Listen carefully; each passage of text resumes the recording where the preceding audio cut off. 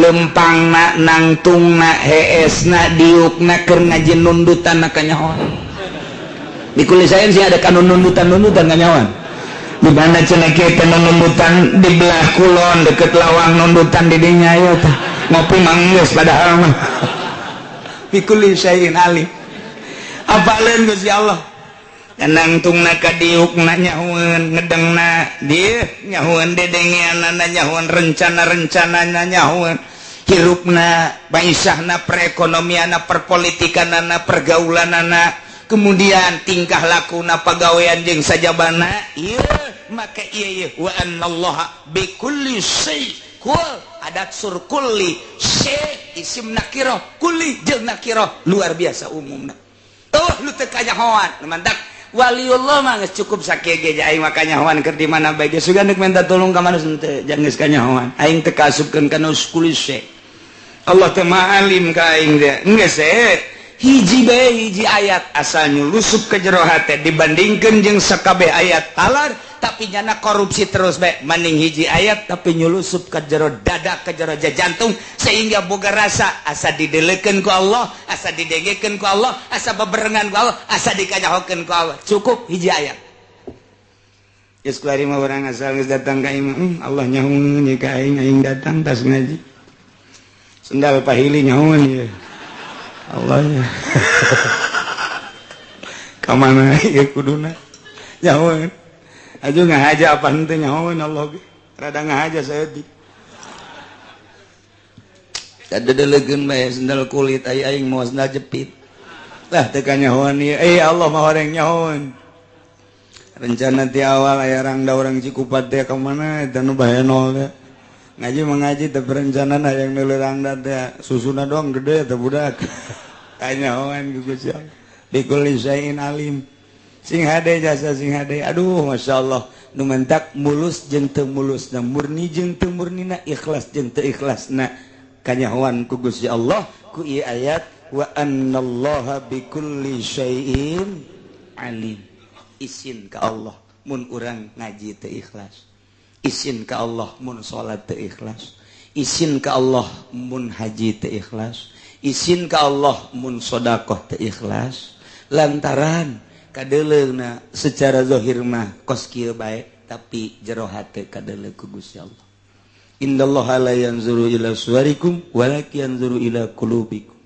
ialah bikulli syai'in alim lempengkeun mulai ti kuari hate urang duh aing kanyahoan bae ku Gusti Allah Gusti ya Gusti Maha Uninga tuh abdi teh jasa kieu mah ieu dagang keur lancar Gusti Maha Uninga ti Gusti pan dan abdi teh hayang boga dua we Gusti teh Gusti Maha Uninga supaya nu kolot rada tentrem we Gusti jauh sak Allah tolol sia segala yang kos gitu segala naon tuh nyahoeun Allah teh kaker tegate hate urang nu hayang kawin nu hayang nyandung macam-macam nyahoeun iyalah wa anallaha bikulli syai'in alim lantaran baina ja'alahu dzalik lijalbil masalih lakum Allah ngajadikeun seperti tadi pikeun lari kamaslahatan keur aranjeun kabeh wada fil madar ankum jeung nolak kamadaratan lantaran iyalah kaidah Islam teh jalbul masalih wa darul mafasid darul mafasid kana kadituna muqaddamun ala jalbil masalih panjang geus dongeng nu jelas mah jang jalbil masalih wa daf'il madar qabla ruku'iha memeh kajadian memeh terjadi Allah geus jauheun atuh dalilun ala ilmihi bima huwa fil wujud wa ma huwa kainun jadi dalil kana nyahoana Allah kanu geus aya jeung nu bakal aya jeung nu eukeur geus eueuh nu teu kanyahoan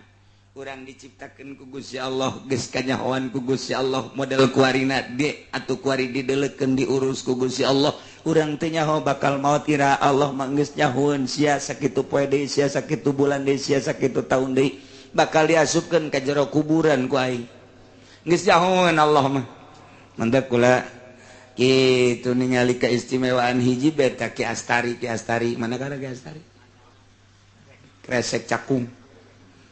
jelema datang tiluan ke manehna assalamualaikum obatan waalaikumsalam benerna orang-orang jauh eta jelema teh naik parahu berarti orang itu tuh orang untung Jawa atau orang non ngaranna pulau pokoknya naik parahu baik ka ditu begitu kabangi jeung Diastari cek Diastari salah seorang geus ditungguan ku kuburan di antara opatan cenah karaget kabeh sering Diastari masuk bener bae sia aingnya keluar tidinya teh geus kikituan bae cenah ieu saurang geus bau kuburan urang hahampuran di kuari hampuraan geus urang balik-balik kabeh biasa bae tara renang we naik parahu teng geus tereh deukeut ka tempatna ngaguling parahu pae saurang nu tiluan salamet nu saurang teh eta teh geus kajahoan ku Ki Astari bahwa si ieu teh bakalna geus tereh deukeut ka maot ka ambe jeung kadeuleu dibukakeun hijab lain bantrak-bantrakeun Ki Astari mah lantaran nyana mah saguru jeung Ki Muhammad Kinawawi Mandaya sanggeus ka guru ngaguru deui ka Kinawawi Mandaya na ieu Ki Astari tak Ki Astari disahanya naon karang-karana belajarna di Kisajim ti ditu ti Syekh Nawawi eta patali deket jasa mentak seket nama hirupna memeh merdeka geus berarti berjuang bareng nah iyalah Ki Astari teh nyahoan nya nama asal geus dilirik senyum bae kasaha ya senyumna ya biasanya tereh paeh nu disenyum eta Ki Astari nah iyalah hamba Allah aya nu dibukakeun hijab atuh komo Allah nah mantak atuh Allah ciptaan Allah atuh mantak urang mun ngarasa hina di hareupeun Allah dhaif di hareupeun Allah teu daya teu upaya Gusti hidayah abdi mah aya danang Gusti hirup ku Gusti supaya teu dimuatan ku Gusti sia ngomong kitu pan teu ibadah ka aing atuh tadi kitukeun man ku Gusti Allah mantak kudu ngarasa hina urang teu daek ngaji ieu ngarasa hina ngaranna daek ngaji nun teu daek ngaji ngaranna takabur sanajan ngajina di handapan tangkal Ambon lumayan ge sakitu ge terus salat eta ngarasa hina berarti salat teh puasa nurut ka parentah Allah Subhanahu wa taala ditambahan sing ade ya'lamu annallaha syadidul iqab nyarahom maraneh ka besanya na Gusti Allah teh sangat pisan pohara pisan nyiksana ka musuhna anu ngamusuhan ka Gusti Allah nu teu nurut ka Gusti Allah mimiti teu percaya bahwa Allah pangeran atawa percaya namangan haju nakal daek mabok daek korupsi daek zina kabelah dieuna atuh teu daek salat teu daek puasa na iyalah sing hade Allah teh syadidul iqab wa annallaha ghafurur rahim ganyahokeun ku anjeun bahwasanya na Gusti Allah teh Maha Hampura li auliyaihi ka para kakasihna rahimun tur maha welas ka para kakasihna kakasih Allah teh jelema nu nurut jasa secara syariat nurut jasa melalui tarekat nyana teh niti kana hakikat geus jadi kakasih Gusti Allah zahiran wa batinan Allah Maha Hampura boro-boro keur benerna dina syariat keur salahna ge ieu geus dihampura bae ku Gusti Allah jelema kadeulina teu salat kadeulina ku mata urang padahal teh mah keur babarengan jeung Gusti Allah tapi wali Allah nya mah geus wali Allah teh aya nu wali dina syariat kakasih Allah teh eta ge sarua aya anu kakasih Allah teh syariat jeung hakikatna jelasna dua-duana ieu adalah menang Ghafur menang Rahim asal urang nurut ka parentah Allah ngalaksanakeun perintah-perintah Allah urang teh kakenaan ku ayat Ghafurur Rahim kitu keneh karakter bangsa Arab hayang ngarau terhadap dunia ngarau ku siku teu mahi ku sakeureut geus boga sakeureut hayang 2 geus 2 hayang 3 geus 3 hayang 4 tumanina urang Arab mah sedangkeun nagarana leutik Arab mah Mekah teh leutik Mekah teh Madinah teh leutik jelemana saeutik tapi kahayangna gede untuk menutupi karakter tersebut supaya manusia datang di berbagai penjuru dunia, supaya dijadikan contoh, supaya dijadikan tolak ukur. Allah nyen hiji tempat nu bakal daratang tadinya kabehan ti unggal nagara. Naon bentukna? Iyalah Ka'bah. Lamun teu mah urusan urang geus dirancang ku Gusti Allah, geus di planning ku Gusti Allah. Meme dunia dijieun Allah geus planning, geus merancang seperti eta timimiti karakter bangsa, kemudian kaayaan nagarana, kaayaan kitu lokasina. Nah iyalah anu kaayang terhadap dunia gede tapi nagarana leutik jeung jelemana saeutik, tapi Allah mere nyieun Ka'bah di dinya sehingga jelema saeutik nagara nu tandus tapi menjadi kaya raya. Sebab jelema berkunjung kadinya unggal nagara. Indonesia bae ge sabaraha ratus ribu, saurangna mawa sabaraha juta kaditunu dibalanjakeun di ditu. Luar biasa, nu ribut bae hayang meuli teko koneng. Eta teh geus disiapkeun duitna di dieu teh. Nu mawa 5 juta, nu mawa 10 juta, nu mawa 100 juta, dek dibalanjakeun di Mekah, dek dibalanjakeun di Madinah. Masya Allah. Kekuasaan Allah untuk menghidupi orang Arab nu berkarakter seperti eta. Nah iyalah dicumponan ku Gusti Allah jang tolak ukur di dunia. Madak Allah ngajadikeun Ka'bah. Ja'alallahu al-Ka'batal baital harama qiyaman linnas. Wallahu alam bimuradi. Ja'alallahu Allah ngajadikeun al-Ka'bah kana Ka'bah al-baital harama tegese baital haram hiji bangunan anu mulya al-muharram dijadikeun qiyamal linnas sebagai qiyam ka manusia, sebagai tolak ukur, sebagai pusat yang manusia, pusat dina peribadahan, pusat dina perekonomian. Ialah Baitullah Baitul Haram. Lamun aya jelema boga dosa sup ka Baitullah, tadarru dihareupeun Gusti Allah, dipayuneun Baitullah, da dititah ku Gusti Allah. Gusti dosa abdi luar biasa lobana, kamari mabok, kamari zina, abdi teh nyuhunkeun hampura. Gusti Baitullah teh kusbab eta bait lain lalagaan disebut nage Baitul Haram teh saeutik jelema dihampura ku sebab taqarrub jeung tadarrub di dinya. Ngan teh ai boga hutang mah kudu dibayar. Aing geus minta hampura di hareupeun Baitullah boga hutang 1 miliar geus beres yakin teh. Tetep digenjreng di ditu.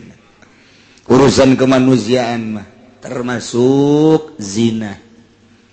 Namun mabok tah rada deuresan, rada deres teh aya nu dihampura, ngan aya nu bagus mah tetep dijilin. Artinya sebab aya mabok mah pribadi, aya zina mah pan geus melibatkeun nu sejen, hutang mah melibatkeun nu sejen. Nah gitulah lamun berurusan jeung manusia, nah ieu mah moal anggeus. Urang dosa-dosa komo laletik masuk ka Baitullah, geus dijamin. Iyalah urusan dunia, urusan agama. Kemudian urang salat di hareupeun Baitullah, kuneuleuna bage urang geus dibere 20 derajat. Tawaf urang di Baitullah, Masya Allah, dosa urang raragagan perlengkah. Begitu orang tawaf teh guriling sakuriling dosa raragagan 2 kuriling makin kagak makin ragag terus 7 kuriling beres. Gitulah Baitullah. Kemudian dijadikan manasik haji ku Gusti Allah. Bisa umroh, bisa haji. Ieu jangan lebur dosa-dosa orang. Ieu urusan agamana Baitullah lain bantrak-bantrak keudeuh. Mantak jelema anu geus kasedot ku Baitullah jadi tamu Allah geus tama pisorgaeun we pokona mah. Jelema nu geus top di Baitullah tama geus pisorgaeun jasa. Asal ulah balik ti ditu haju mamawa simba we pokona mah. Ayo. Baitullah. Yakumu bihi amru dinihim bil hajileh wa dunyahum. Yang urusan duniana urusan perekonomianana jelema di Indonesia seorang mawa 5 juta bayar rata-rata kali 250 manusia dibeakeun di ditu komo nu 10 juta komo nu 20 juta mah ngendek duit di Mekah sabaraha teh encan ti Malaysia encan ti Pakistan encan ti Turki encan ti Yaman, encan ti Yordan, ti berbagai negara sub kadinya moal aya nu teu balanja di Mekah kabeh. Ieu urusan dunia. Di samping eta lamun aya jelema asup ka Mekah aman. Aman. Baheula mah baheula lamun aya jelema gelut. Sampai ke dibunuh ieu mah. Sub ka Baitullah. Kapanggih jeung ahli waris anu terbunuh teh kulantaran kadeuleut tadarru di Baitullah dihampura jadi pengamanan Baitullah kitu keneh baheula mah jelema anu cicing di Mekah teu boga igoma disebutna liar ta eta teh anu turis-turis teu boga igoma di luar Baitullah mah ditangkep asal sub ka Masjid Aman. Aminan memantak nu arasub bi amni dakhilihi wa adami ta'arud lahu teu meunang diganggu jelema nu keur aya di Baitullah di mana-mana jelema geus ditarangkepan di masjid berarti geus pohara jasa ieu kagorengan bangsa sebab geus teu menghormati Baitullah kudu nama dihormati Baitullah jelema teu boga igo masuk ka masjid sebab ka masjid teh nya nandek tadarruk ka Gusti Allah mun tayang ka Gusti Allah mun di masjid ditangkep deuk ka mana mentang pamuntayanganana ta eta kuari mah geus ditangkepan di masjid ge asal teu make geulang we askar geus telekeun we nah iya makanan gua ceknya na ieu ai baheula mah henteu di masjid ditangkepna henteu ke geus kaluar ti Baitullah menghargai Baitullah ditangkepna di luar kuari mah di jero masjid kene ditangkep berarti bok-brok jasa bangsa Arab lagi geus bok-brok jasa deuk ka mana menta muntayang atuh puguh batur teh aing kajen ieu boga salah ka masjid kuduna bae ulah ditangkep cak asar sadaekna sia di masjid ayo sia deuk dahar apa henteu sia di masjid bae paling nya nginum zam-zam kajen diamankeun bae geus pasti sapoe mah kuat 2 poe mah kuat 3 poe nah geus kaluar kara tangkep kuari mah di zaman kula bae ge kamari teh nu ditangkep di masjid sabaraha urang guru naon ieu barang di deuleu wah Pakistan ditangkep buru naon ieu Indonesia ditangkep wah misinkeun aing budak ditangkep asal teu boga geulang bae ta ieu tanda resmi mun teu boga geulang mun boga geulang berarti resmi. Nah iyalah kuari mah di jero masjid ge di jero masjid ditangkep padahal bi amni dakhilihi wa adami ta'arud lahu kemudian ditarikna dibawa ke Mekah samarati kulli syai'in ilaih bubuahan unggal negara diangkut supaya fasilitas kadaharan aya kabeh baheula mah urang di Mekah teh ngan sakadar korma bae paling ge cau paling ge jeruk kuari mah kadangdeur aya jelema nu beuki dangdeur aja ka Mekah ulah cangcaya dangdeur aya hui butun aya aya jengkol aya beuteuy aya ditarik bubuahan unggal negara jang supaya merenah kabeuki-kabeukina sebab letah orang Indonesia mah dibere roti teh utah tak kurang letah Indonesia mah tapi lamun dibere coa jengkol wah mantep jasa urang arang geus kideug bae mah kadaharan orang di hakar ku sia cenah ieu tak eta jadi beda-beda kan sumut orang lamun orang hidung Masya Allah garila dahar naga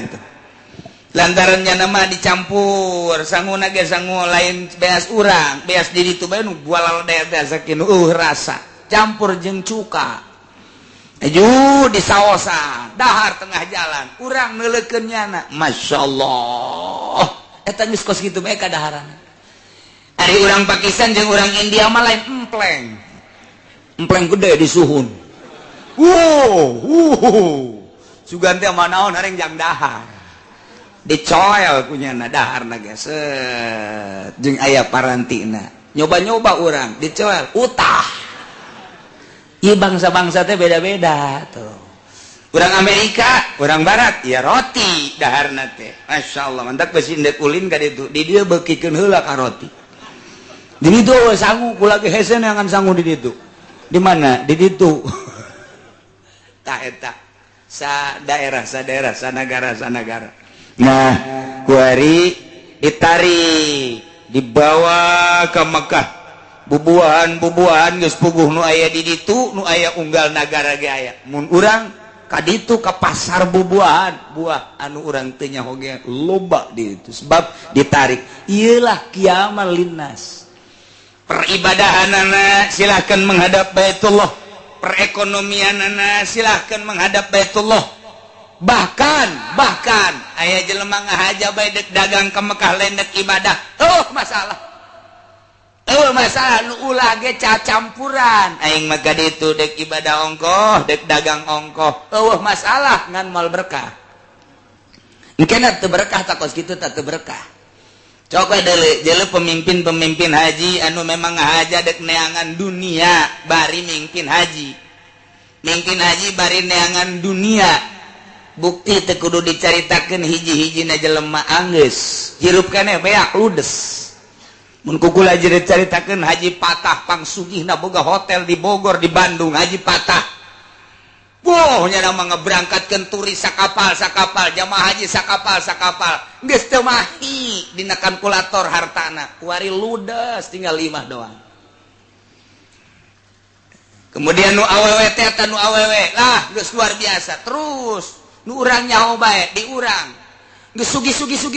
di demo ku jamaah haji lantaran henteu ngaberangkatkeun sakali atau 2 kali imahna beak korsina beak tanda teu berkah kan berarti aya nu kakara berangkatkeun sakali doang haju di demo bae lain teu berkah ada eta mah tuh geus apa beak ludes ka cangcut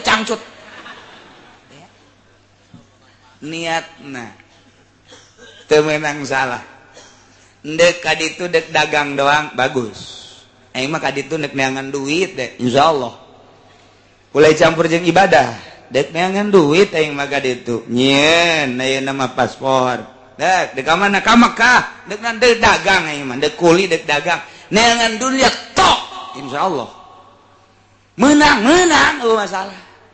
aing mah ka ditu dek ibadah we ulah dicampuran jeung neangan duit aing mah dek mimpin haji bari neangan duit deleukeun tungtungna poe ieu ngembol korsina isuk sia isuk deleukeun dibeuleum sia ku jamaah geus sabaraha sekitar urang nu leuleutikana komo nu gede mah ajur-ajuran naon ieu teu meunang salah di dieu ge qiyamal linnas urusan agama haji bae manasik haji urusan dunia silakan maneh dek dagang di dieu dek dagang ka ditu asal bisa bae mantak lamun nyelipkeun perdagangan melalui haji na eta teh aya bae kendala kamari ieu aya anu nyelipkeun rokok sabaraha bantal eta rokok beunang pan ratusan juta rugina di bandara di ditu King Abdul Aziz lantaran ieu mah tuh ditanya jang rokok mah nya jang rokok loba jasa berarti jang dagang ieu mah sita aya deui nu mawa tusuk sate bloon teh jelema tas piru ku tusuk sate begitu dibuka naon ieu cak Arab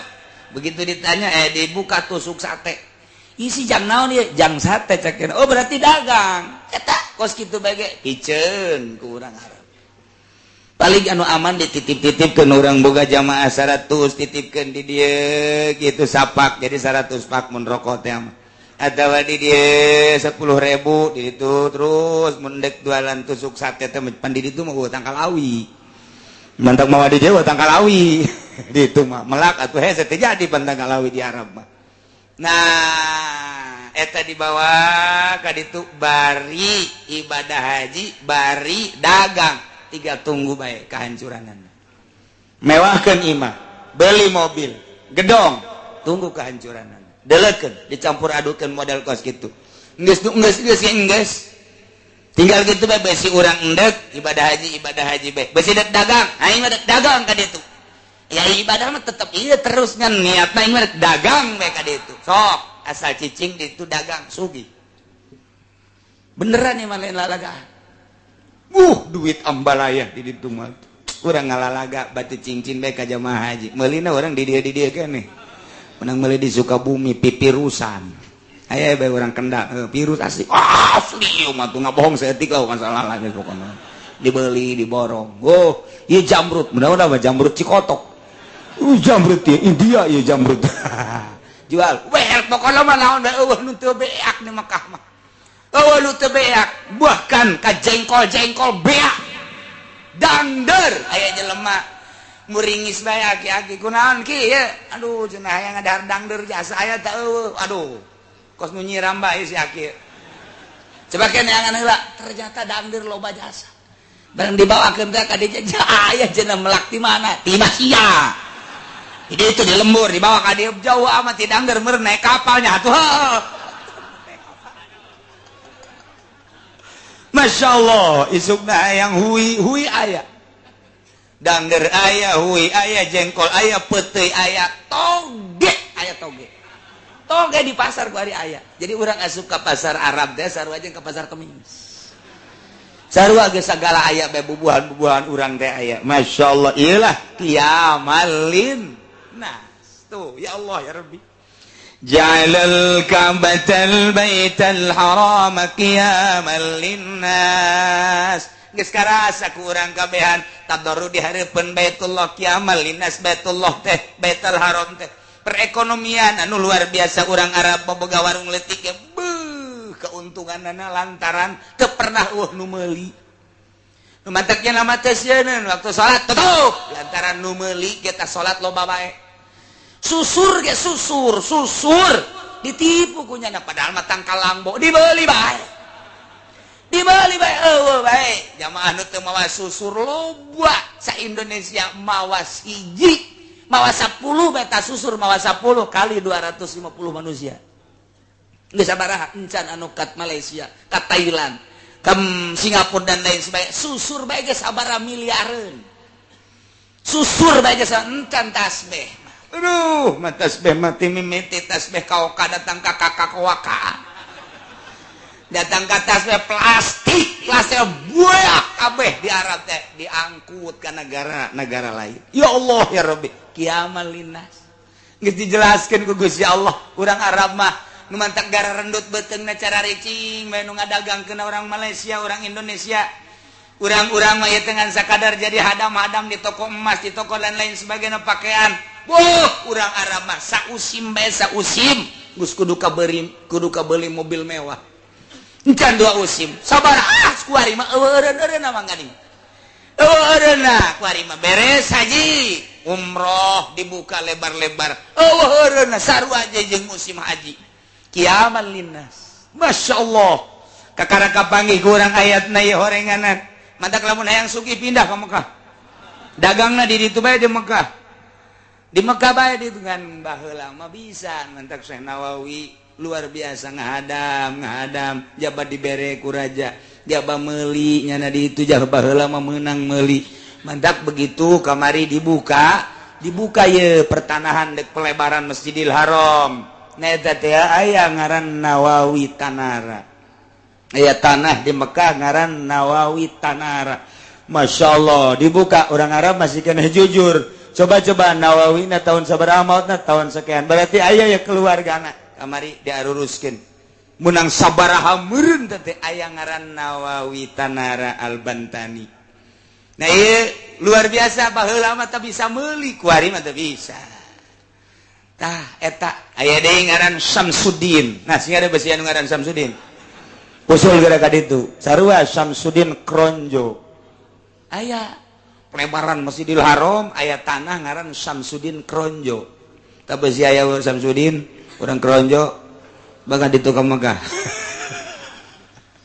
Aya di dinya teh aya sababaraha urang Indonesia teh nu aya ngaranan tanahna di ditu. Wah warikeun dilebar tanahna. Besi dituntut ku raja. Ku bangsa Indonesia baheula ku keturunanna geus diberes-bereskeun. Teh ieulah kiamal linnas. Mimiti urusan agama datang ke urusan perekonomian bener-bener Baitul Haram teh karasa. Allah geus ngajelaskeun ja'alallahul ka'batal baital haram qiyamal lin. 2 wasyahrul haram. Allah ngajadikeun syahrul haram sebagai qiyamal linnas. Jalana tadi bimana sayara lamun jalan bimana sayara qiyamal linnas teh jadi maful kedua. Maful kaijina al-ka'bata maful kaduana qiyamal linnas. Tapi lamun jala bimana khalaqa maful nangan hiji berarti ieu jadi hal qiyamal linnas. Tah ai wasarul haram di dieu teh keur dijadikeun maful kaduana silakeun qiyamal linnas ngan dibuang lantaran geus cukup kuno awal hatfusan lidalatil awal.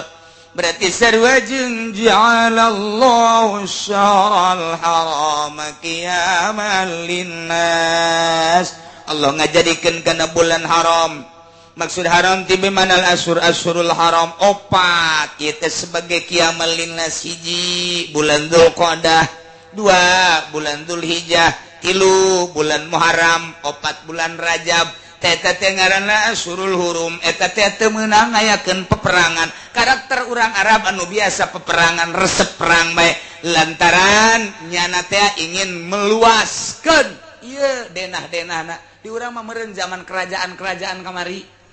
Kerajaan Jawa Timur, kerajaan Jawa Tengah kamari di urang zaman kerajaan memeh merdeka teh raja ke diserang ke sarua urang Arab berkarakter kos kitu. Urang ge panuturkeun itu. Nah iya di bulan eta mah teu meunang silih serang. Di bulan-bulan asyurul hurum teu meunang ngayakeun peperangan. Hiji bulan Hafid, kedua bulan Haji, 3 bulan Muharram, 4 bulan Rajab. Berarti lamun eureun perang qiyamal linnas jadi ngangeunahkeun ka manusia sebab perang resikona adalah nyawa. Aman asal datang ke bulan Dzulqa'dah, bulan Dzulhijjah, bulan Muharram, bulan Rajab. Ieu teh ngarasa aman manusia lantaran dilarang perang. Kuari mah geus teu make etika perang teh. Geus teu make aturan-aturan kuari mah perang teh. Jeung eueuh lapangan perang. Nagara bae kuari mah dijadikeun lapangan perang. Baheula mah lapangan perang anu kekuatan teh ditentukeun tempatna. Kuari mah teu lantaran nuklir bom. Di mana bae geus make sensor. Anu loba jelema. Geus pokona mah teu nyaho nini teu nyaho aki-aki teu nyaho orok teu nyaho budak leutik. Kabeh beak perang kuari mah kos kitu teu beretika. Perang mah kan adu kekuatan militer kuduna mah tentara jeung tentara. Tapi di dieu kurang Irak henteu aya kos kitu. Di dieu kurang Afgan henteu kos kitu. Di dieu kurang Libya henteu kos kitu. Berarti tidak menutup kemungkinan Indonesia bakal kos gitu. Pangheulana Cikupa. Lantaran di dinya aya nubukna beureum sabelah teh. Jagong. Cikupa lah. Gara pindah si orang Cikupa. Geus dikieukeun bae moncongna teh. Tinggal mencet bae remote-na. Terus sepatan. Pasar Kemis Bante kaliwat kujan kepetelan doang. Ya Allah ya Rabbi lain lalagan perang ayeuna mah jelemana di dari itu be di Amerika make remote Iran geus siap nyieun nuklir nyieun rudal anu geus didatangkeun ka Amerika uji coba geus ka laut Amerika sabaraha jarak tempuhna sabaraha jauhna dicoba ku ari nuklirnya na ternyata bisa ke Amerika ge bahkan leuwih nu mantak sugan ieu urang Iran teu siap perang sedangkan baheula geus Amerika lawan Iran eleh kapan Amerika mata kuari geus mulai deui Amerika cak Iran teh siap wae diluncur-luncurkeun ujianan tapi kan Amerika teh boga kos kitu tanya nama perang teh teu puguh bom kapal di luhur geus teh nyaho tentara teh nyaho sipil pilot kabeh eta doang teh teu make etika kos kitu teh nu mantak baheula Irak nyeun bunker teh sugan teh mah jang rakyatna ka jero ketika diserang ku Amerika rakyat asup ke bunker ternyata bunker nama memang aya ngan jan digunakeun wallahu alam jang ira sebab anu nyieun bunker teh kapan orang Perancis pintu ke satu nunyiin orang Perancis pintu kedua nunyiin orang Inggris pintu ketiga insinyurna maksudna orang Amerika sorangan pintu keempat orang Jepang geus jelas eta mah lantaran pembuat ngaku nu paling dahsyat adalah orang Perancis tapi teu digunakeun ku Saddam Hussein wallahu alam perjanjianna Irak pasti engke tah jang kupah berarti Saddam Hussein teh lain leutik-leutik jelema berarti Saddam Hussein musjahor riwayat hadis dia bakal diserang dahsyat gede-gedean sebelum gitu abad ke-15 bakal diserang di kupah nu mantak eta teh di kupah teh liangna ternyata bunker nama ke Basrah bunkerna ke geus hese nyaritakeunna lantaran orang Perancis nu nyieunna selesai tembak orang Inggris insinyurna nu nyieun selesai tembak orang Amerika nu nyieunna selesai tembak nu matak geus kehilangan ku ari teh geus aya mah bunker mah aya we ngan nya kan pernah nyaritakeun beres si tembak jadi dokumentasi dikaburkeun pun kieu nyaho ngilu aing masyaallah teh itu teh digunakeun kamari teh digunakeun ngan pernah aya muka doang gitu tah ternyata iya mobil tank baja teh ketika eta muka eueuh ditembakkan ku Amerika eueuh ka mana cenah eta misteri cek urang Amerika tank baja sakitu ditembakanana ternyata eueuh ka mana ieu teh bingungan urang Amerika datang ka kuari eta teh jelema teu daekeun perang ngabingungan eta cek urang mah naon atuh teu dar-dar acan kuari bingung aing ka mana cenah eta dibuka kuari aya pernah satu kali dibuka liang nadet arasup kadinya sedangkan ke diserang ku Amerika arasup kadinya sekian ratus tank baja lenjap selesai pajar menang pajar misteri etalah tank etalah bunker Irak kuari jelas aya eta teh di jero teh wah tank baja termasuk alat-alat perang buatan Uni Soviet teh di jero eta luar biasa tapi teu digunakeun kamari rahasia Allah Saddam Hussein leuwih nyaho Saddam Hussein leuwih nyahokeun bae ieu mah perang can sabaraha cak Saddam Hussein ke tandinganana ketika Amerika ngalawan Kuba deuleukeun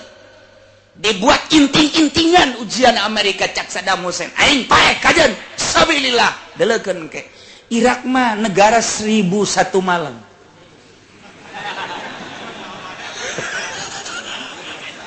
lantaran Abu Nawas aya di Irak lain lalawara tuh atuh siji bae atuh Saddam Hussein nin naonan atuh tangkal korma dijieun seperti rudal sekap diberangkatkeun datang ka Riyadh sieun kabeh remote dikiekeun teu harurung cek Amerika kon teu net-netan remote urang ieu naon ieu beusinga jegur bang pabeh lalaunan make antino aku mah astronot biayana sabaraha triliun teh anti astronot do anti rudal geus deukeut ke teu daekeun sasada remotna di dalam atuh horengan tangkal korma sabaraha triliun da ieu lah 1001 malam Abu Nawas hudang harita tah wallahu alam jasa Saddam Hussein lagi teu kanyahoan mah nya beunangna teh keur mandi nya teh di wahangan leutik di begitu di kuduna mapan eta teh di setrum ngaku tapi henteu datang ka maut wallahu ada misteri Saddam Hussein mah misteri ka mana ayeuna bejana mapan Saddam Hussein teh aya di Bojong gori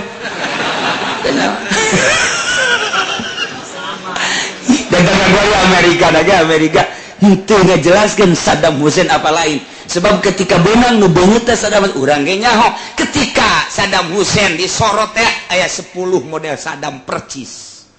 10 Saddam inu mana nu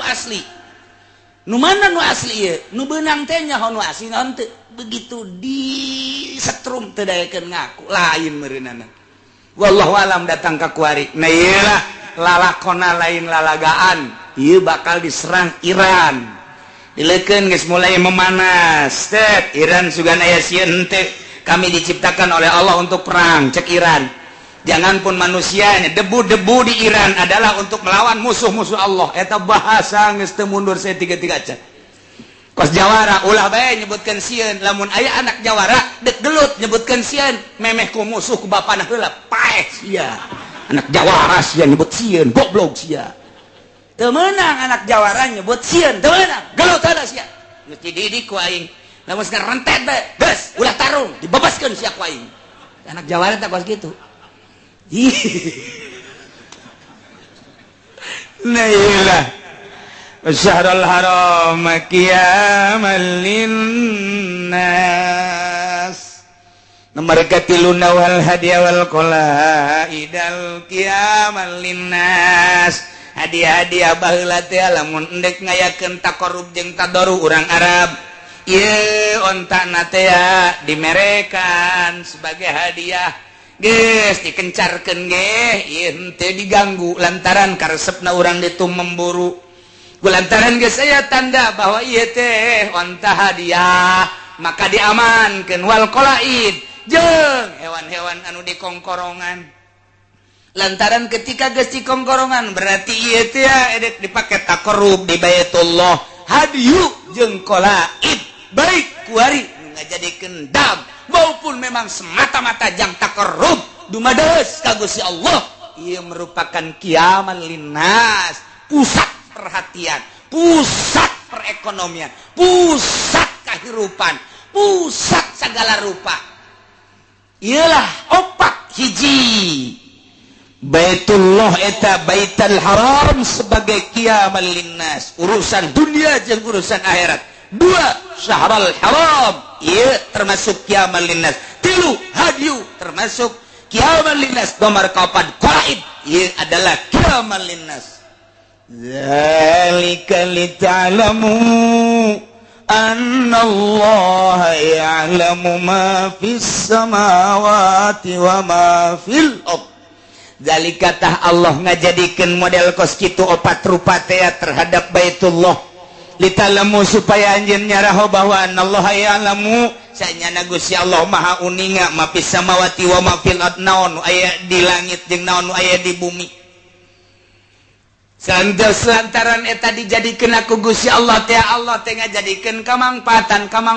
jeung nolak kamangpaatan ketika urang taqarrub dibawa ka langit amal toab urang teh muter di Baitullah jelema muter tapi amal nama naik ka langit coba ge urang lamun muterkeun benda dina tong bakal naik ngemantak aya motor di mana kana tuh sia sok noleh kan eta teh blon teh sia tah motor teh ditongeng muter sorangan kaluhur eta teh kaluhur tidak disadari mun muter kitu pasti kaluhur bae neng muter kaluhur nyana ge geus boga rarasan asal geus datang kaluhur eureun gas na teh turun deui ka handap deui digas deui muter muter manusia muter di Baitullah jelema nama tetep tapi amalna naik kaluhur masyaallah amal naik kaluhur terus ka langit ma fis samawati wa ma fil ardh jelema dihandap tapi naik kaluhur langit dipapag ku urang langit teh malaikat geus disiapkeun ku Gusti Allah malaikat toab sahaye toab si Teddy orang mana ye orang Cikupa kok jore amat toabna malaikat jore jasa cenah ieu mah toab teh malum nyanana di kurang ngaji manasik ya geus atuh cenah mah saya aya bae kos ki ieu saye top saya mah top nama soleh urang mana ya urang terep ieu rada bagus cenah ieu tah rada bagus cenah rada doang rada encan ai bagus jasa mah ieu sih ieu mah top saya ieu mah topna ieu mah Mang Muhammad urang mana urang Cilongok bagus amat malaikat geus disiapkeun itu ya Allah ya Rabbi li ta'lamu annallaha ya'lamu ma fis samawati wa ma fil ard nu aya di bumi kanyahoan ku Gusti Allah Baitul Haramna diciptakeun ku Gusti Allah Allah Maha Uninga ku Gusti Allah diciptakeun Asyurul Hurum sebagai bulan mulia Allah Maha Uninga Allah nyiptakeun haju binatang-binatang jang takarrub ka Gusti Allah lantaran aya kamangpaatan kolaid anu dikongkorongan dipencit ge sabaraha ribu hewan sabaraha juta hewan urang Mekah bisa ngadahar dagingna nu fakir nu miskin teh geus ngadahar daging luar biasa teu eureun-eureun tambah deui madak jadi masalah lantaran loba teuing pernah dikirim di zaman Pahad permintaan Amerika dikirim ke Amerika dijieunkeun kornet ditentang ku ulama-ulama sadunya Raja Pahad dipanggil dimitingkeun deui kemudian tidak boleh sebab ieu mah saaya-ayana di Mekah bae deuk dikumahakeun ge ku urang Mekah bae teu meunang dikirim ke Amerika dibuat kornet hanya satu kali kesalahan Raja Pahad saat eta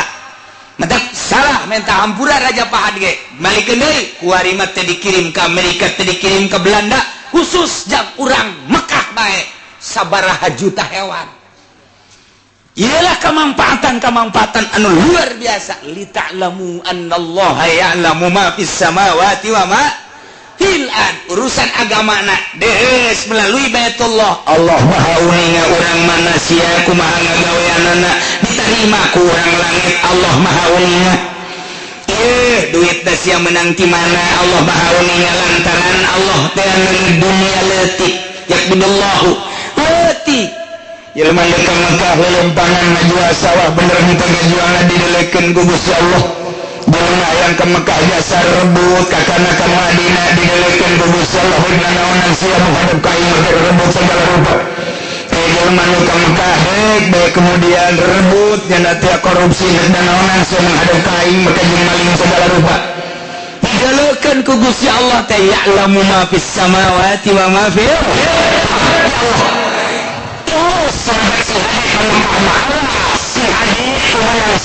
salah setik awas cek Gusti Allah dek menghadap ka aing teu kudu ka Baitullah aja ikos kitu carana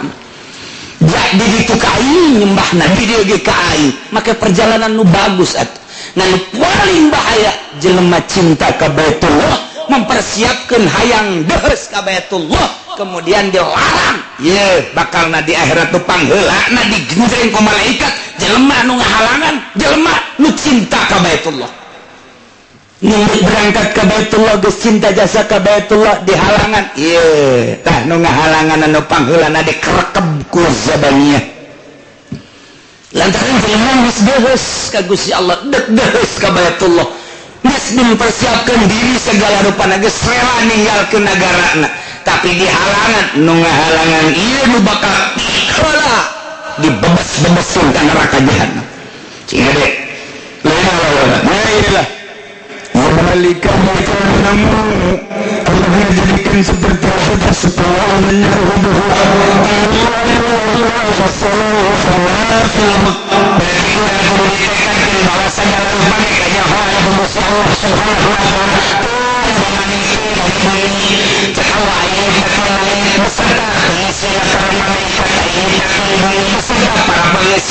para manusia itu kanyawan gua aing masih kurang umumnya hanya Allah wa innallaha bikulli syai'in alim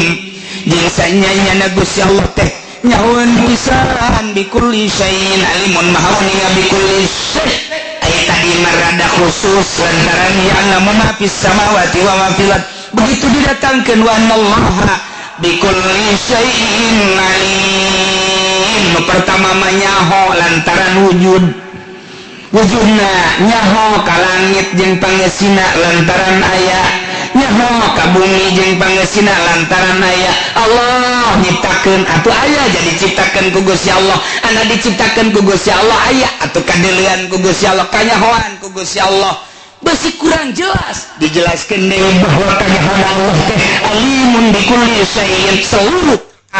lempangna nangtungna heesna diukna keur ngajin nundutan kanyahoan bikulli syai'in sih ada kanun nundutan kanyahoan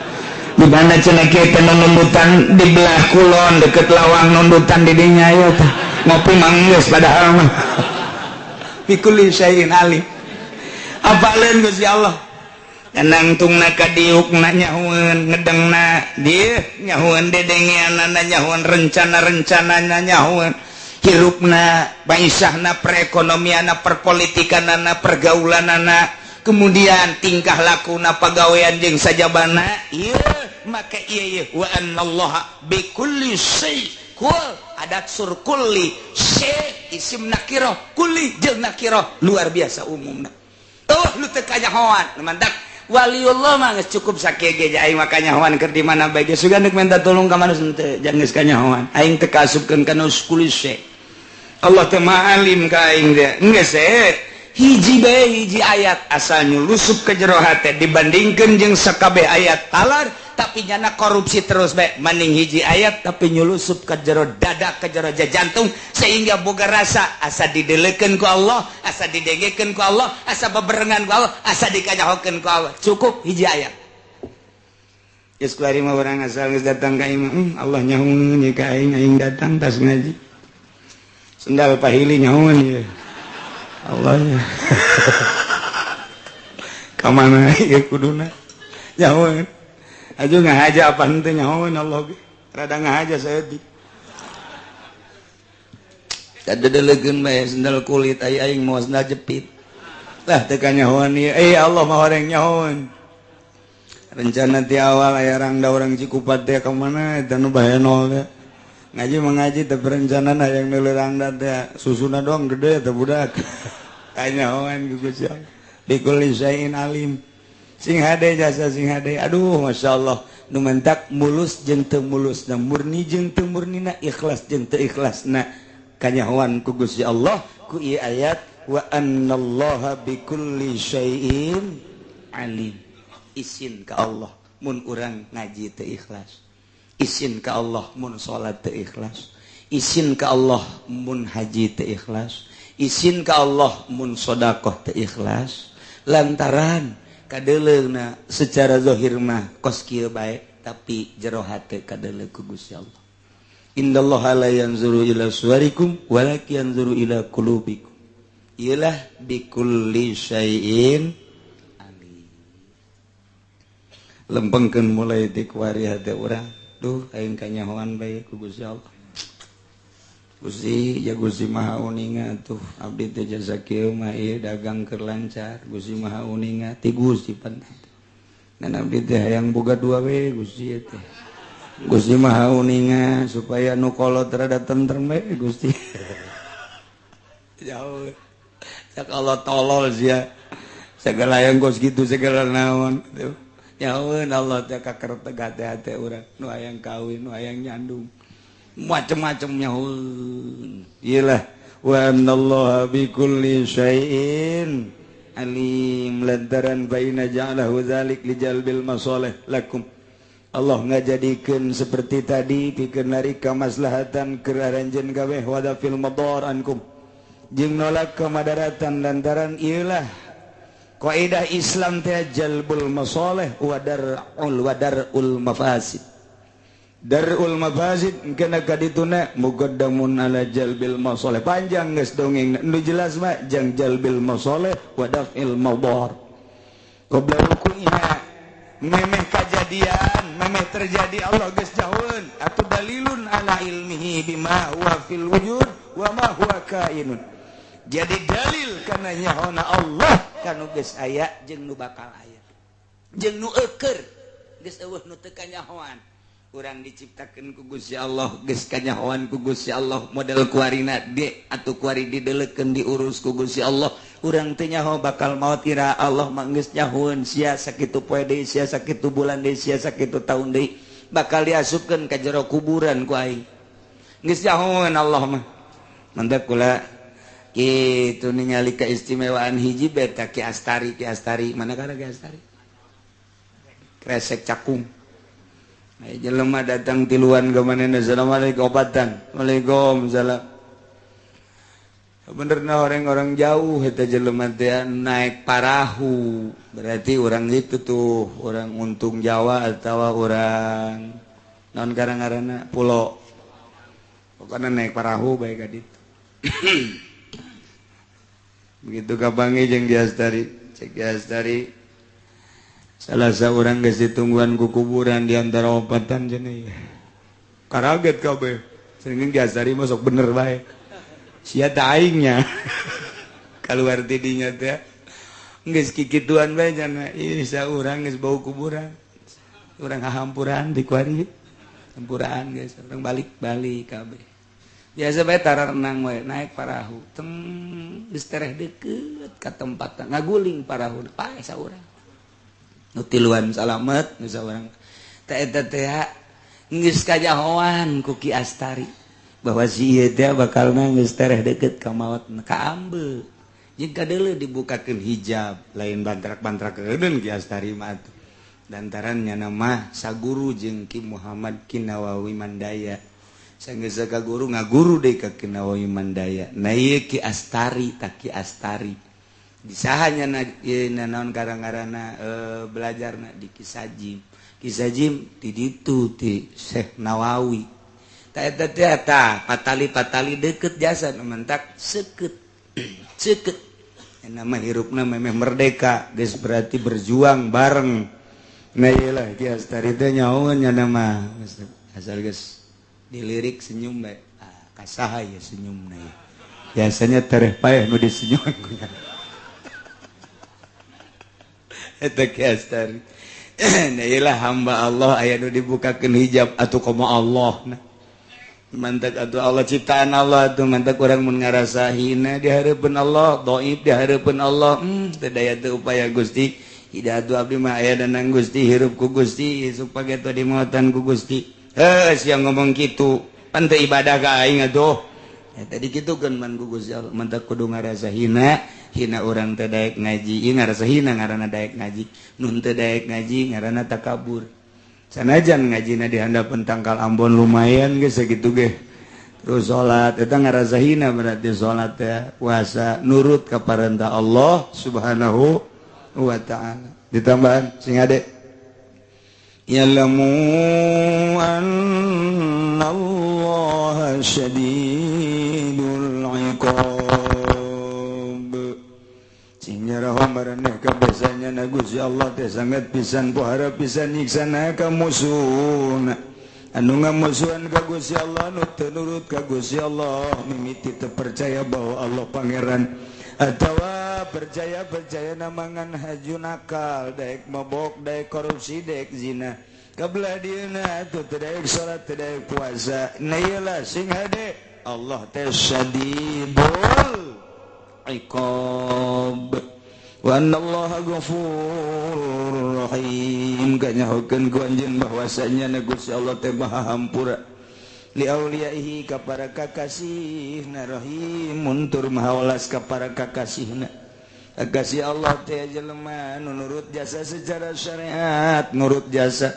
melalui tarekat nyana teh niti kana hakikat geus jadi kakasih Gusti Allah zahiran wa batinan Allah maha hampura boro-boro keur benerna dina syariat keur salahna ge ieu geus dihampura bae ku Gusti Allah sebab kaweruh kanyaho kauninga geus aya di Gusti Allah mun dicoba kuat jeung henteu napan geus apaleun Gusti Allah mah mukmin jeung kafirna Gusti Allah geus apal kuat jeung teu kuatna Gusti Allah mah geus apal janu nguatkeun jeung nu henteu nguatkeun pan Gusti keneh ndek kumaha ge nu soleh jeung nu toleh atuh pan geus apaleun janu nyolehkeun Gusti Allah nu nolehkeun Gusti Allah aku make dicoba jang urang geus bahasana sanajan nyalandek ka Gusti Allah nu dimaksudna maka urang ieu bilagah ngaran istimewa supaya kaharti ku urang kabehan sebagai makhluk anu makhluk tepan dititah ibadah ka Gusti Allah. Wa ma khalaqatul jinna wal insa illa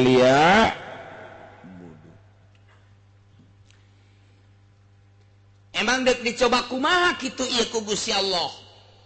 Dicoba teh lantaran kahirupan urang Arab wa kana sayd kaayaan buburon eta ngajadikeun kitu adatal Arab ngajadikeun kitu ma'ayis li arabil arib li arabil aribah atau li arabil uraba artina kieu urang Arab teh kahirupanana teh ngabuburon kaleuweung mawa panah mawa pedang manuk diburon ku manehanana aya uncal kemudian aya berbagai-bagai hewan teh dibuburon dijual ka pasar tah kahirupan urang Arab baheula di zaman jahiliyah datang kaner ka Kangjeng Nabi tah eta teh kos kitu kahirupan ma'isna. Jadi mayoritas urang Arab teh ma'isahna kahirupan perekonomian ieu adalah buburon. Mendak ngetren. Coba bae bayangkeun waktu Kangjeng Nabi itu Ibrahim ngalayat ka Kangjeng Nabi Ismail ke Mekah pan Kangjeng Nabi Ismail keur nyeunan panah. Kenyanan panah handapeun tangkal kayu belah ditun Zamzam. Namun geus ka Mekah mah ieu Zamzam ngan kitu ge kuari mah Zamzam pan ditutup. Ieu mah bagi nu baheula can ditutup. Ieu Baitullah, ieu Zamzam. Sekitar bangsa 50 meter aya tangkal kayu gede rada luhur kadinya setik. Eta tangkal kayu pake nyuhan Kangjeng Nabi Ismail nyeunan panah. Jangna teh buburon. Kaleuweung ke dibawa teh terus kaleuweung lain Kangjeng Nabi Ismail bae mayoritas urang Arab teh ma'isahna eta ke dibawa ka pasar dijual. Itulah datang ke zaman Kangjeng Nabi urang ge buburon teh sangat ngetren luar biasa terutama hewan-hewan anu lalindek bangsa permanukan manuk anu laletik kalau menuju rago eta teh bangsa pecang bangsa uncal bangsa nu kitu mantak kapanggih minyak misik ge kapantina uncal di dieuna aya ngagenteng segede kieu eta teh lamun geus ragag sorangan etalah jadi biang minyak misik dibelah ku urang dicampuran ku cai mun teu dicampur ku cai teu beak-beak seungit terus asli eta etalah getih anu berubah menjadi minyak misik asli getih tadi nama kulantaran geus berubah kuari jadi minyak bisa dipakai kuari kafir tadi mah kulantaran geus baca 2 kalimat syahadat jadi muslim suci kuari mah bodoh tadi barang ngaji haju kuari jadi pinter nu teu nundutan mah suci kos kitu terus nah gitulah cerita kehidupan orang Arab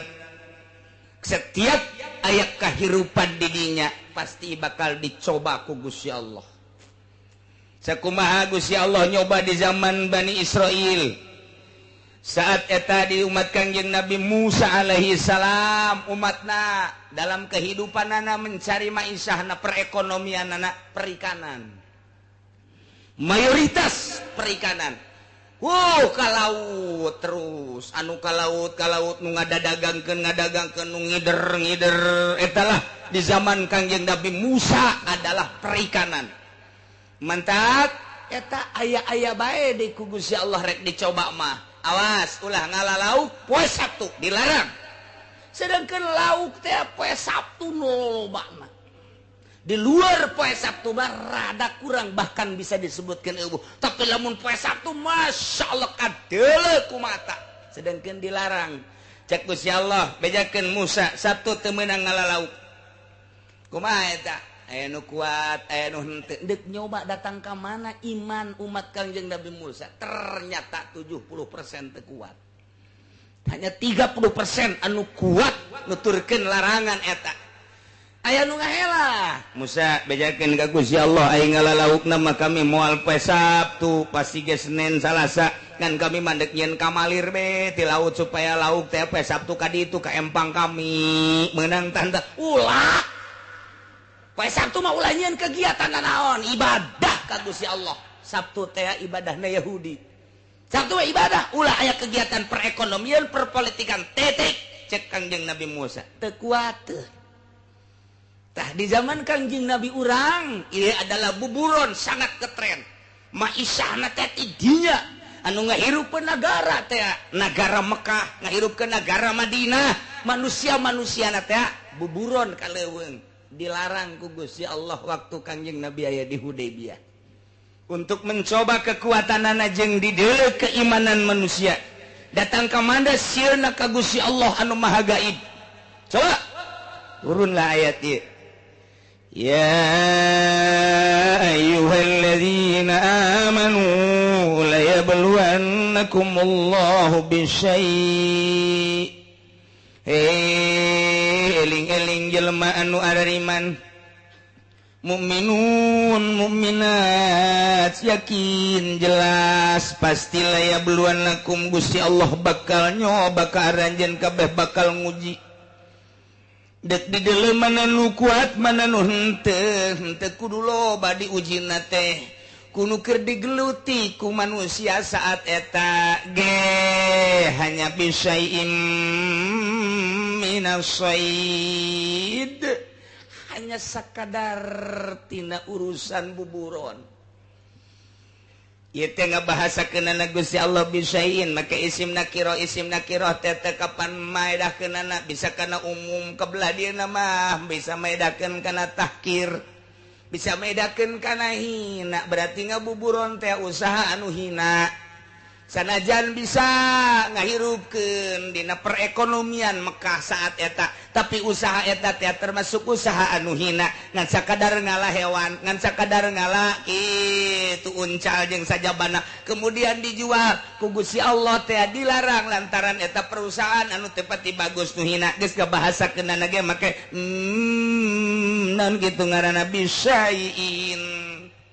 Bisain teh isim nakirah teh maedakeun kana tahkir perekonomian anu melalui hewan, eta adalah syai'in minas syai', kartina hina ieu buburon teh. Dilarang ku Gusti Allah, awas birusulihi, kiriman-kiriman Gusti Allah pan aya hewan mah teu bisa dikembangbiakeun ku urang. Lantaran sanajan dikembangbiakeun ge kadang-kadang panyakit teu gawawa, geus dikirim bae ku Gusti Allah gunung anu breng manu pinuh, gunung anu uncal, leuweung anu gitu embe, gunung anu terus bunding, gunung anu sapi leuweung himar. Tah eta teh birusulihi lakum, dikiriman ku Gusti Allah hewan-hewan per gunung, per leuweung, per daerah. Geus engkena bisa kieu gunung anu oh berarti dek ngala uncal, ieu panahna. Gunung anu oh berarti dek ngala manuk, ieu panahna, ieu alatna. Dek anu oh berarti dek ngala sapi liar, maka ieu alatna. Geus diterap-terapkeun ku Gusti Allah. Nah ieu lah ku Gusti Allah bakal dicoba bisain birusulihi lakum, dikirim ku Gusti Allah, tapi kuari dek dilarang ku Gusti Allah. Tanalu aidikum warimahukum, anu bisa benang kuleungeun lamun anu laletik manuk-manuk teh araraneh di zaman harita mah keur encan dilarang mah ku Gusti Allah teh tetep bae kudu dibandring, tetep bae kudu dijaring, tetep bae kudu dileugeut. Barang ku Gusti Allah dilarang mah masyaallah eta manuk teh halal liberan di luhureun hulu. Halal liberan we di dieu di pundak. Ya Allah singgel libet uncal-uncal segala rupa. Sedengkeun ieu kan dilarang ku Gusti Allah teh dicoba ku Gusti Allah, coba datang ka mana keimanan anjeun. Tanaluhu aidikum, anu laletik mah bisa dicekal ku leungeun tanpa susah payah. Warima hukum nu geledek mah make panah, make pedang jeung sajabana, tapi aya dina kagampangan. Nu jelas mah babari jasa ngalaman nu teh, tapi kuari dilarang ku Gusti Allah. Awas cek Gusti Allah dilarang. Nai wa hum muhrimuna fakanat wahsu wat tayr tagsyahum pirihali. Dilarang. Awas ulah selama beberapa hari ulah salila di Hudaybiyah turun ayat ieu teh. waktu Kangjeng Nabi dek nyerang Mekah mampir di Hudaybiyah kuari jamaah haji kadang-kadang ngalami kot ke Hudaybiyah ka dieu ke arah Jeddah masjidna sangat sederhana teu dibangun caina kadang-kadang kurang di Hudaybiyah mah eta teh kadang jamaah haji kuari ngalami kot ka Hudaybiyah dek umroh masalah penting ka tanah halal bae lain ka Jaronah lain ka Tanaim tapi ka Hudaybiyah hari urang lembur mah teu nyaho dongengna Hudaybiyah we naon ieu Hudaybiyah teu nyaho kaler kidul teu nyaho hitut bau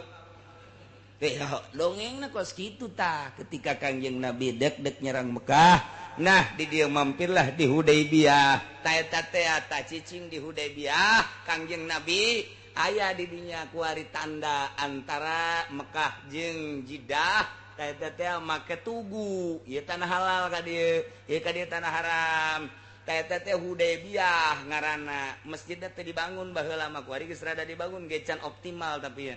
kemudian caina geus saeutik di dinya urang ngalami kot kadang-kadang henteu masalah geus ngan ieu mah carita Hudaybiyah turun ayat ieu teh di dinya tah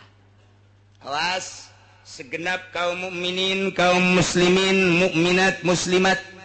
Allah ngalarang mencoba karanjen kabeh saha anu kuat jeung saha anu henteu lian Allah supaya Allah ngayahokeun mayakhafuhu bil ghaib ka jelema anu sieun bil ghaib hana anu gaib ka Gusti Allah nu gaib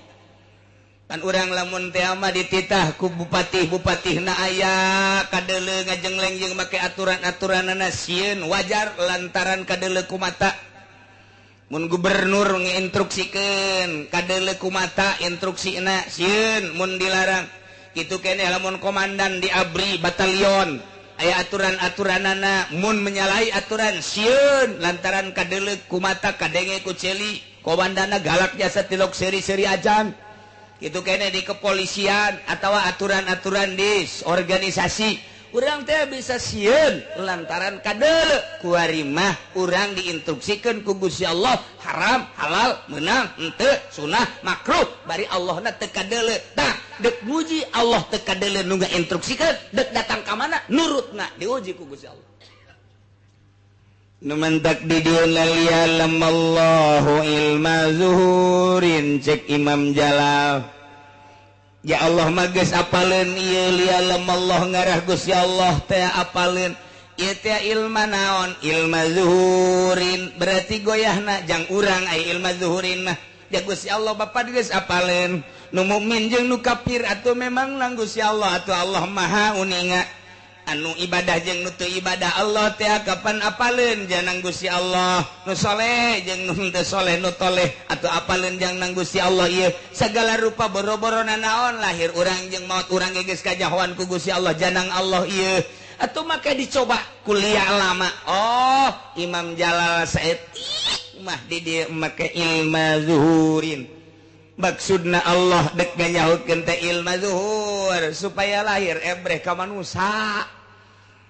jadi lain ka Allah ngan disalandekeun ka Allah supaya kanyahoeun kumaraneh kabeh wahai para manusia saha anu iman jeung saha anu teu iman ka Gusti Allah saha anu kuat imanna jeung saha anu teu kuat ka Gusti Allah na ieu teh jang aya lanjut bisa kadeuleu khususna halayak rame umumna ka Kangjeng Nabi Muhammad deuleu ku anjeun instruksi ieu saha anu kuat jeung saha anu teu kuat begitu truk diinstruksikeun manu kalali berdiluhureun sirah sedengkeun haram uncal-uncal embe-embe sing haliwir dihareupeun digigireun gitulah Allah teh setiap dek nyoba teh aya di dinya barangna aya nu ngintip bae Muhammad aya emang kurang itu ingin bae pokona mah aya Muhammad mah deuk diala bae lau manuk ieu waduh mun ku urang dijual manuk itu tuh hijina ge sakitu mun urang menang 10 mun 100 geus muji kitu bae cek nu saurang deh ulah kitu tetep bae lain ka Muhammad mah instruksi doang kanu mah gaib lah Allah mah teu kadeuleu ieu urang Arab ge kos kitu urang Arab tah urang Arab ge saru teu kadeuleu aing mah asal ku Muhammad bae ulah kadeuleuna izin aing ku Muhammad mah tapi lamun ku Allah mah pan Allah mah teu kadeuleu gaib Allah mah urusan urang jeung Allah waduh itu tuh embeleweng, waduh ngabring gitu tuh, sabaraha tuh, waduh aya 20 hijina sabaraha, waduh lamun 20, waduh Muhammad aya tole ulah sok kitu. Engke Muhammad nyahun eta hampir orang Arab nguji kitu kabeh, hampir teu kararuat, masyaallah. Eta teh ketika diuji kitu teh hampir teu kuat. Nah kuari teh riba, kredit, saha coba kuari di imah mana nun teu ngridit, di imah mana anu henteu boga TV. Iya dicoba ku Gusti Allah saat babari jasa baheula mah urang deposito ka bank ke anakan atawa atuh ayeuna mah urang nunda duit kemudian cokot bungana baik eta teh gitu tabungan khusus atawa memang nyimpen bae geus kadeuleu bungana per bulan mun sataun wah bisa ngundak-ngundak jeung tambah-tambah.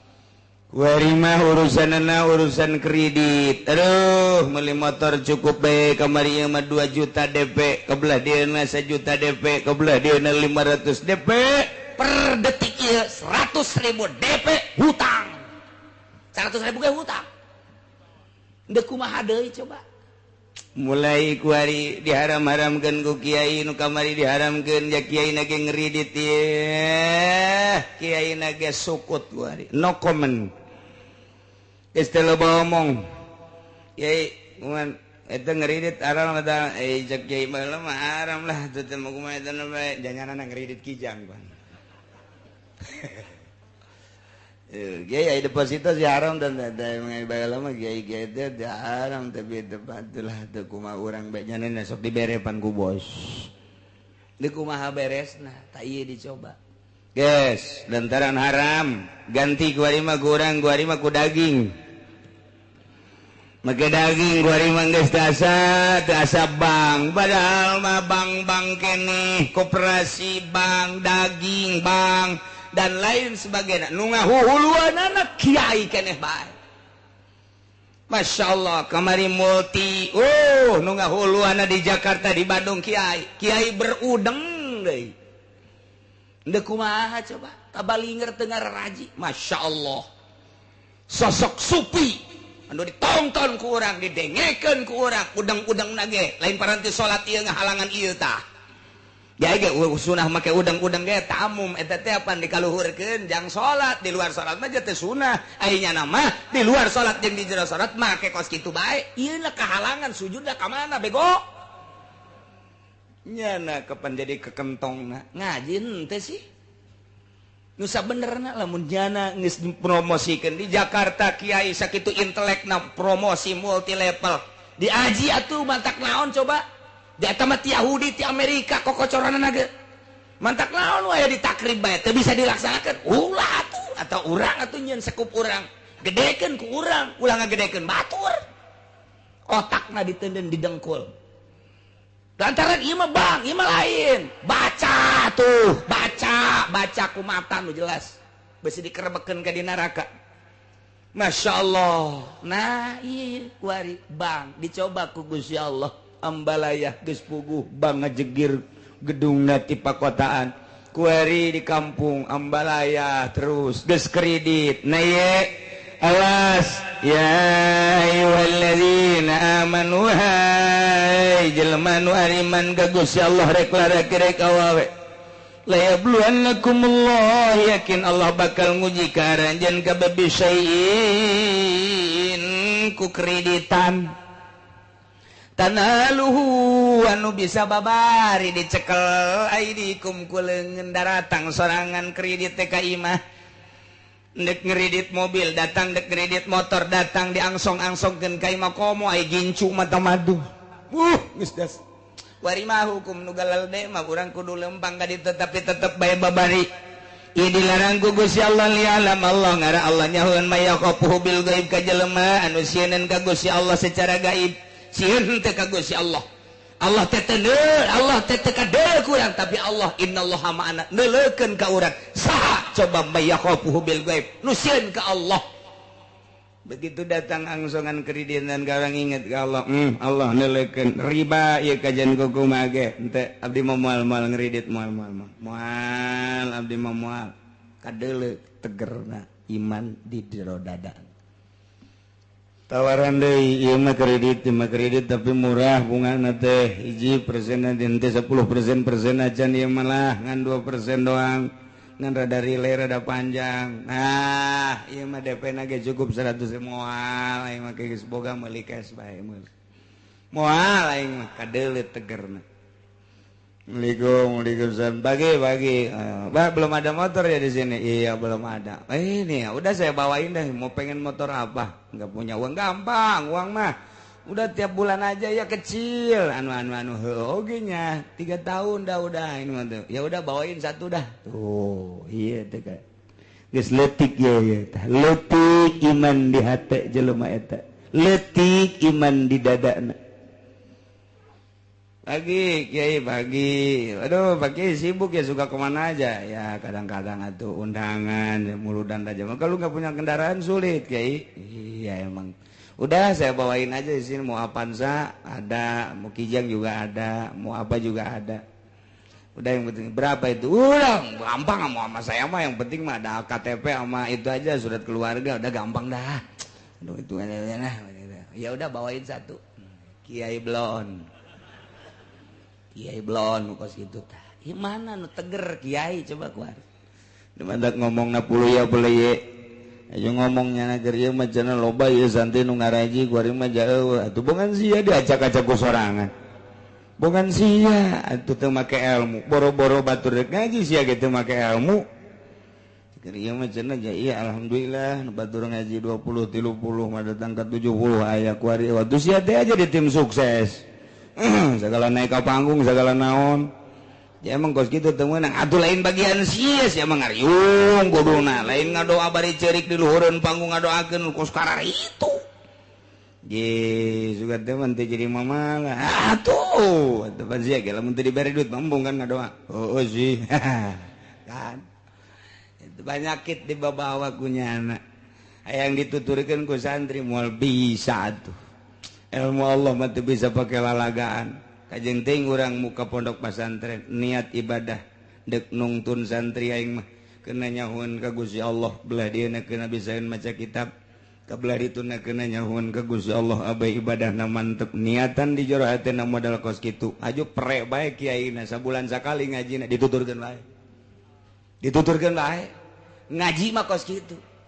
tapi lamun urang geus mengkol tidinya mulai ngeridit hayu tiatut hayu ti WA hayu geus ti mana bae geus hayu ceramah hayangna hayang cawambon melulu moal dituturkeun kok bisa kitu Kiai lantaran pasantren mah neuk ngembangkeun ilmu Allah non teknis cek urang ketos non teknis nyaho aing teh nyaho eta di luar teknis pondok pesantren mah Islamun pondok pesantren maka teknis cara pondok pesantren modern dunia tamah pesantren mah non teknis teu kudu make teknis pesantren mah lantaran dek nungtun jelema dibawa ka Allah asal dirina madep ka Allah bakal dituturkeun teu kudu make teknis udangkeun budak peuting tahajud berjamaahkeun tahajudna balik we boro-boro tahajud salat henteu non teknis pesantren ulah di pikiran teknis asal betah bae heula di pondok asal betah bae heulanan teu kudu ngaji geus pokona mah masak kees teu kudu ka masjid heulanan asal betah bae heulanan ge isinan sorangan aing mondok geus sabaraha bulan dieu dahar bae can ka masjid tegar ulah non teknis pesantren mah deuleu riwayat waliullah riwayat waliullah pesantren mah teu kudu dititahan ngaji jang ayo sing bener ngaji teu kudu cicing di pondok pesantren masak kayak beak duit bapana neng sebulan 2 bulan kakarak nyana ka masjid berjamaah Allah nongkrong ngajinya kitab naon kitab aing macan boga molo ka ngaji ya ku kiai asal betah bae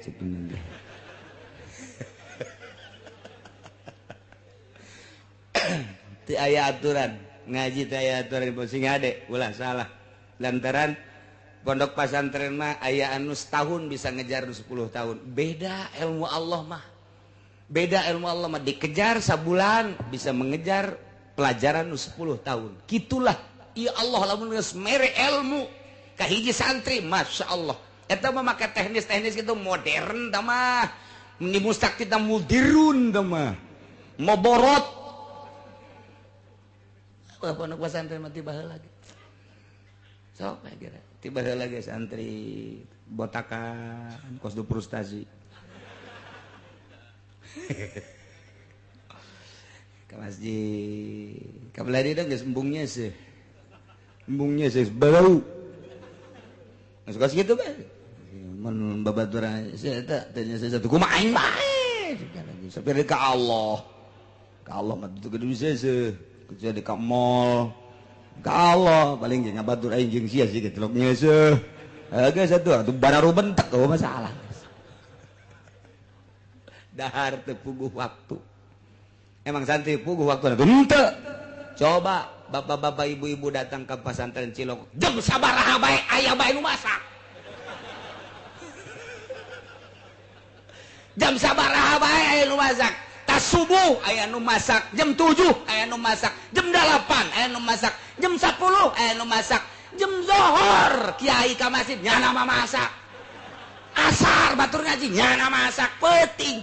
waya istirahat nyana masak keneh bae aja dicarekan ku kiaina doh lah emang kos kitu pondok mah bebas di pondok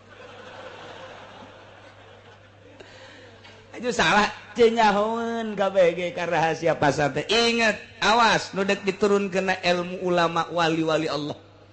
ditarimana kudu nu bersih teu meunang aya paksa-paksaan kudu nu loyog nu rendah hati anu bener-bener endek nu mantak lamun teu betah ku teu betahna bae ge teu boga bagian teh budak ilmu kawalian teu betahna bae anak di pondok pesantren teu boga bagian ilmu kawalian ku betahna bae ge teu bisa ngaji wali eta budak mun bapak mah santrenkeun anak dihitung ku ari geus 10 tahun padahal teu bisa ngaji ulah dikukumahakeun geus jadi wali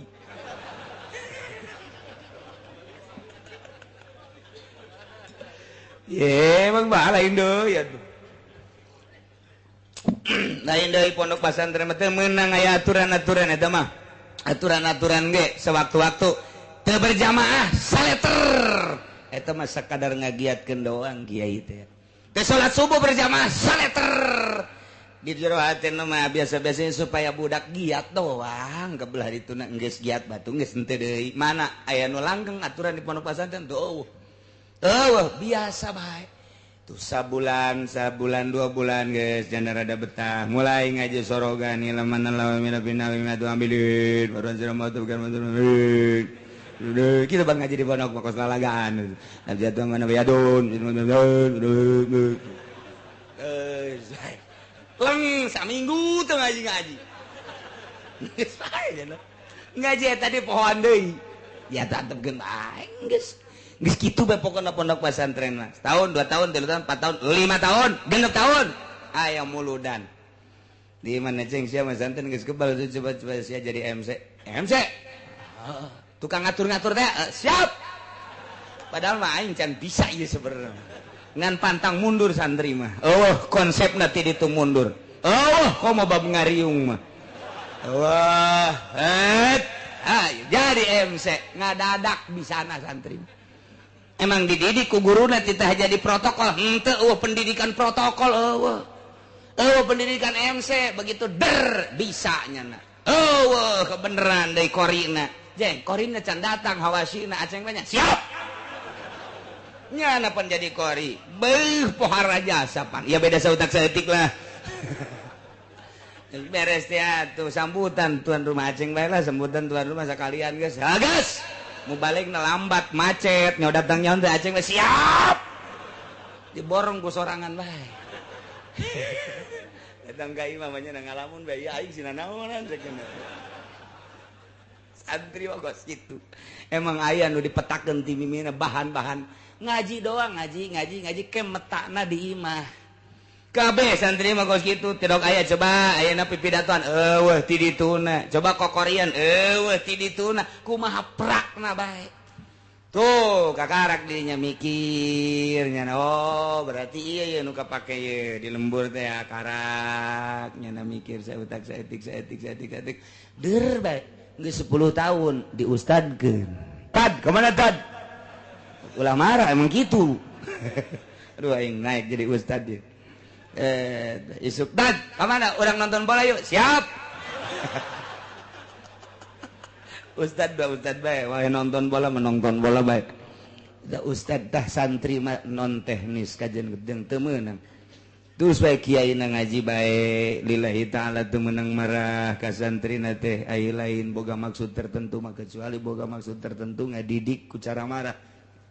masalah breng 10 tahun 15 tahun kadele padahal mah di pondokna tilok ngaji tapi di imahna masyaallah kapake ku cek lembur teh ajang ulah ka mananya ieu masjid jauh deui di kokolot teh aing dikolotkeun burung jeung nya nya hatena seserian siap sapira jadi imam santri ogos kitu nun teu maju kabeh ge maju dak di Jakarta coba nu nyekel masjid pondok pesantren naon kata musola santri salap mayoritas hampir 70% Jakarta nu aya di masjid urang Pandeglang urang Serang urang Tangerang salap di Bandung sarua bae masjid-masjid dicekelan ku bangsa nu keluaran lain salap masyarakat teu narima heran dipaksakeun ge lain bae cak teh lain kos kitu lain padahal bila mengkaluaran salap, masya Allah, salah sautak saeutik mah geus maafu. Naon eta? Teureuna basicna awalna memang maksud ibadah. Jadi ngeunaheun dibawana endek ibadah dibawa kudu sok ibadah nikmat. Tapi lamun masyarakat deuk ibadah dipimpin kudu lain ibadah, duduiteun lain deui bae hatena. Jadi teu sapagodos antara masinis jeung muatan lain deui. Sakitu hebatna capetang nya teh lamun khutbah capetang hate teh lain deui bae. Kunaon maksudna lain deuk ibadah. Lantaran santri mah didik nedek ibadah ngeunah eta mah variasi doang berkat-berkat mah kos kitu mah. Ibadah tuh mata pondok pesantren mah teu bisa kitu. Geus lamun kiaina mah hiwal jadi tim sukses. Di partai misalnya kiaina milu di Golkar sabaraha kiai nu runtuh Tangerang Serang Pandeglang teu kudu ka Jakarta teu kudu ka Jawa Tengah Jawa Timur ambuk naon eta niatanana geus lain deuk ka Allah deui tah mantak sing hade ieu kredit ieu panyakit ka kiai kamari mah cenah aya nu nuturkeun aing ngariung ge di onang guari henteu atuh sia teh guari mah geus boga apaan sana ngredit goblok kamari mah ku masyarakat teh punten mama kuari mah punten mama nu kan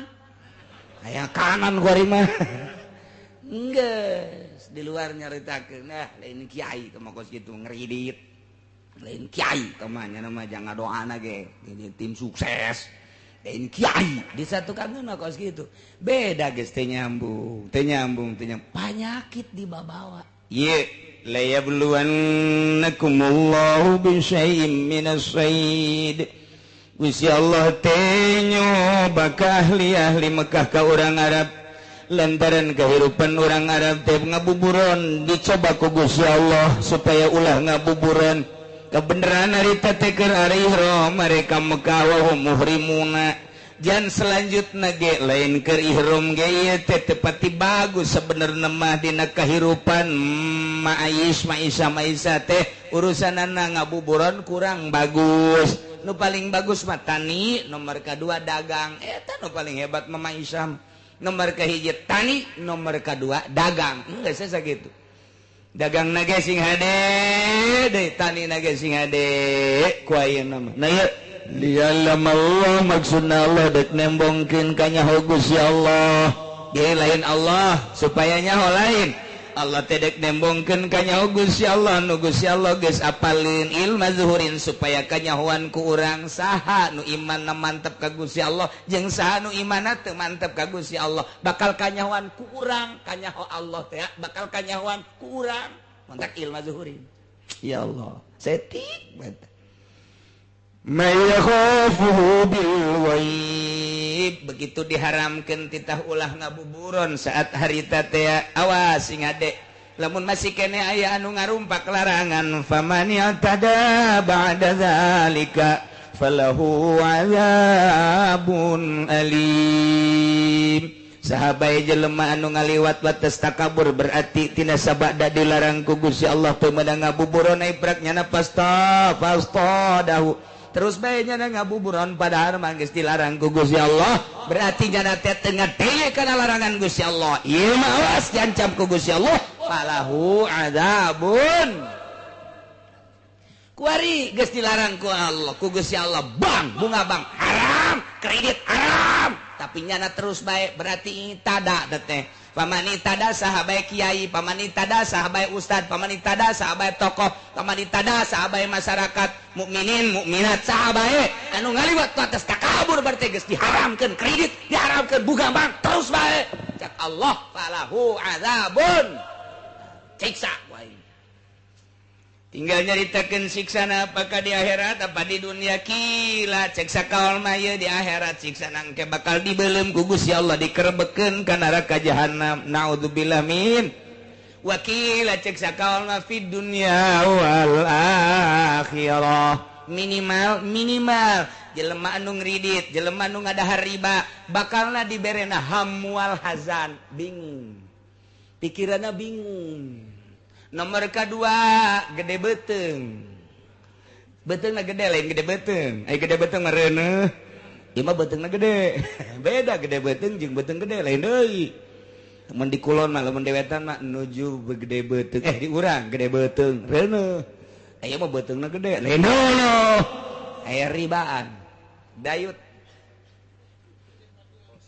betengna dayut nyana mah eta teh tanda bahwa eta teh osok ngadahar riba cek nu gendut teh tapi teu ngadahar aing gendut padahal teu ngadahar ulah kasinggung untung teu bae ieu mah keur carita panyakit di dunia teu teu bae aing sial cenah kiai gendut ya henteu aing mah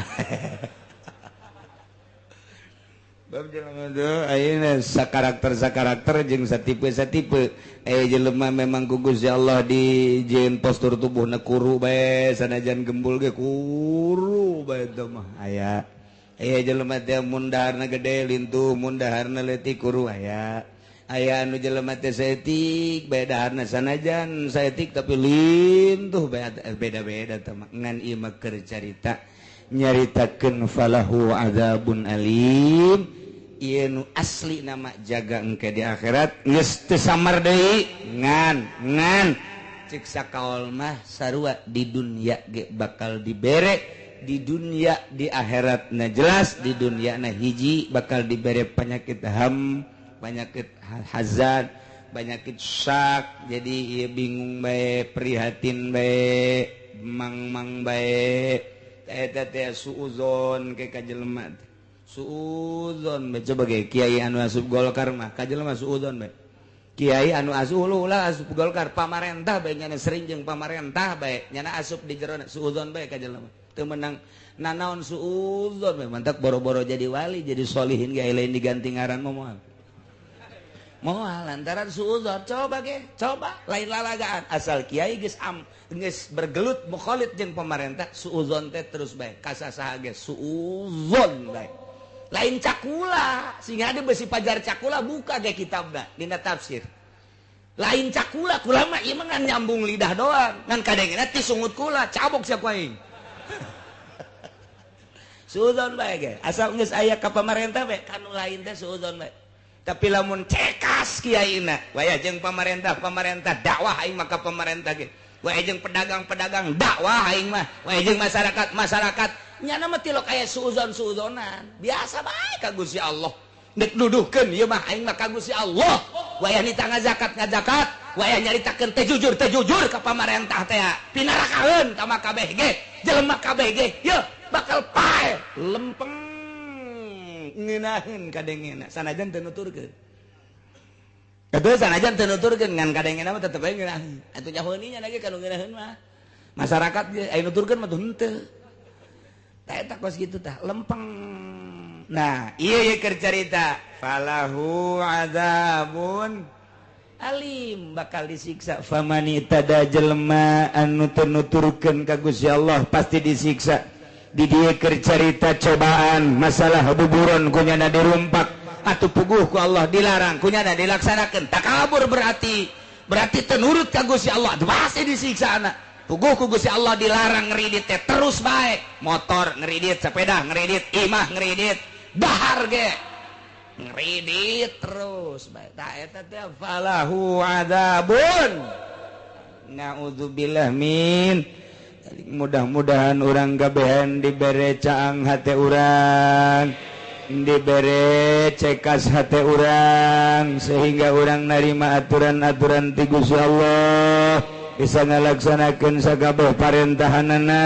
bisa ngajauhan sagabeh laranganana sehingga orang maut aya dina ridho Allah Subhanahu wa taala digiring di masyar menuju surga Allah di bawah bendera Kangjeng Nabi urang Kangjeng Nabi Muhammad sallallahu alaihi wasallam uga di bawah bendera panji-panji guru-guru urang anu ahli-ahli Allah Subhanahu wa taala amin ya rabbal